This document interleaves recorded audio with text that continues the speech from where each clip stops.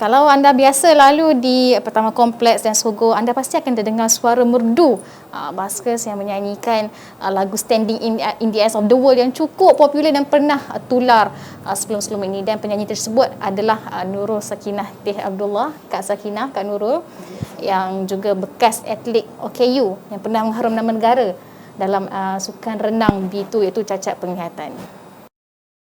Pahit getir hidup dan pengorbanan terpaksa dihadapi demi kejayaan. Sebalik kemerduan suara menyanyikan lagu-lagu bintang pujaannya iaitu Ella dan Fauzia Latif, Nurul Sakinah 46 yang cacat penglihatan kategori B2 iaitu separa rabun merupakan atlet bagi sukan para dan pernah dinobatkan sebagai olahragawati pada Majlis Anugerah Sukan Negeri Pulau Pinang pada 2012. Wanita dengan kelainan upaya penglihatan itu malah popular di laman sosial lantaran video nyanyiannya di kaki lima di Jalan Tunku Abdul Rahman, khususnya lagu Dendangan Ella yang menjadi antara lagu kegemaran beliau sejak dulu. Membara di jiwa, menanti saat bebas merdeka. Saya pada asalnya memang daripada atlet Pulau Pinang. Lepas tu bila saya dah berhijrah ke KL Selangor ni, biasalah lari-lari sekejap masuk wilayah, sekejap masuk Selangor. Tapi saya memang sejujurnya saya memang bekas atlet Selangor dan pernah jadi olahragawati untuk negeri Selangor. Kemudian yang selebihnya ada beberapa kali wakil negara untuk para ASEAN dan para Asia. ASEAN SEA Games lah. Asia memang peringkat Asia lah. Kalau pingat untuk international yang akak menang para ASEAN lah masa tahun 2003 kita orang pergi Vietnam, Hanoi. Masa tu akak dapat 2 pingat emas dan 1 gangsa kot, tak ingat lah. Tapi salah satu pingat emas tu memang ada break rekod Asia lah. Tahun 2012 masa tu kita sukan Paralimpiad ni dia macam sukma lah. Dan tu negeri-negeri. Masa tu dekat Pahang ke dekat mana? Entah, Pahang. Itulah last. Tapi masa tu akak dah kembali jadi atlet Pulau Pinang. So akak pula dapat anugerah olahragawati terbaik untuk Pulau Pinang pula. Anak kelahiran Bukit Mertajam Pulau Pinang ini pernah mengharumkan nama negara satu ketika dahulu dalam sukan renang kategori B2 pada Para Games 2003 yang berlangsung di Vietnam apabila berjaya menggondol 2 pingat emas dengan salah satunya berjaya memecahkan rekod kejohanan bagi asyara dalam tamasya itu. Akak bekas atlet renang, akak berhenti sebab lepas 2 tahun tu sebenarnya nak pergi ke mana akak dah tak ingat, tapi masa tu tiba-tiba macam diorang hypekan pakaian renang, macam kita ni perempuan kan mesti nak pakai yang bertutup lah, memanglah nampak tu seksi lagi badan tapi nak bertutup, faham tak? Tak nak pakai yang macam swimming costume yang memang terdedah, memang macam yang tak ada lengan tu, tak nak yang macam tu. So masa tu dia orang kata dah tak boleh. Daripada situlah stop. Akak terus stop lah. Sebab selama ni akak pergi mana-mana pun akak pakai yang baju berenang yang sampai dekat macam t-shirt, lepas tu seluar panjang.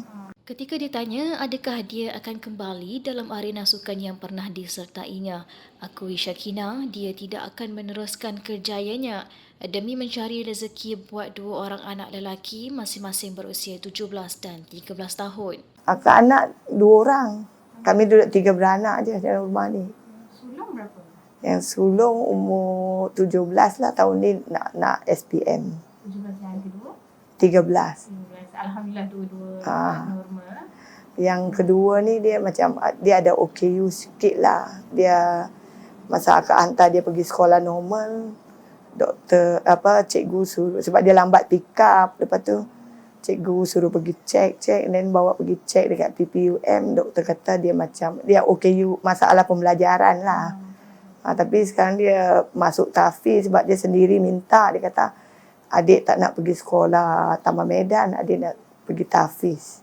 Kita mana tahu kan, mungkin ilmu dunia dia tak dapat, dia lebih kepada ilmu akhirat ke. Setiap hujung minggu, Syakina akan menghiburkan orang ramai yang berkunjung ke Jalan Tunku Abdul Rahman. Kawasan berkenaan seperti sudah menjadi pentas terbuka buat dirinya. Kak bergerak macam mana kenderaan? Ada jiran hantar. Lepas tu balik memang dah ada driver yang biasanya kan akan naik teksi dari Sogo kan. Driver tu dia tengok, lepas tu dia hantar, dia bagi nombor, dia cakap kalau macam nak minta dia nak tolong dia kata apa-apa boleh call dia. So dulu memang daripada pertama tu nak lintas pergi Sogo lah, sekarang dah tak payah. Bila dah call driver tu seram, dia pun dah tahu dah bila dia nak ambil. Jadi dia dah jadi macam kawan lah. Memang suruh dia je lah ambil. Syakina turut berkongsi kepada Subakini bahawa dia menyimpan hasrat untuk bertemu dengan bintang kegemarannya iaitu Ella dan juga Fauzia Latif. Ella dengan Fauzia Latif, akak punya idola. Sebab zaman 80-an tu memang minat lah lagu, memang fantastik jugalah lagu-lagu dia orang tu. Memang dua ni lah. Dua artis ni. Ada masa-masanya akak belagak rock macam Ella. Ada masa-masanya akak nak belagak lembut macam Fauzia Latif. Masa tu dulu sebelum masuk Islam kan free hair kan. Rambut panjang. Pergi buat rambut Maggie macam Fauzia Latif. Lepas tu kan depan ni kan boleh, zaman dulu kan remos dia panggil. Spray dengan minyak yang boleh keraskan rambut tu. Akak masuk Islam tahun berapa? Tahun 93. 93. Sebab dari sekolah kan banyak bercampur dengan kawan-kawan Melayu. Lepas tu ustaz kat sekolah pun macam baik-baik. Dari situlah ada minat. Masa tu umur baru dalam 17, nak masuk 18. Terlebih dahulu saya ingin mengucapkan ribuan atau jutaan terima kasih kepada Menteri Selangor yang telah memberikan sumbangan kepada saya dan anak-anak saya. Saya sangat-sangat terharu lah sebab banyak sangat-sangat sumbangan yang diberi itu. Macam terharu sangat-sangat sebenarnya. So saya mengucapkan terima kasih, jutaan terima kasih kepada wartawan-wartawan daripada Sumber Kini ni pun sudi datang meluangkan masa untuk berceloteh dengan saya yang tak seberapa ni. So kalau ada kekurangan, ada tersilap perkataan, saya mohon ampun dan maaf.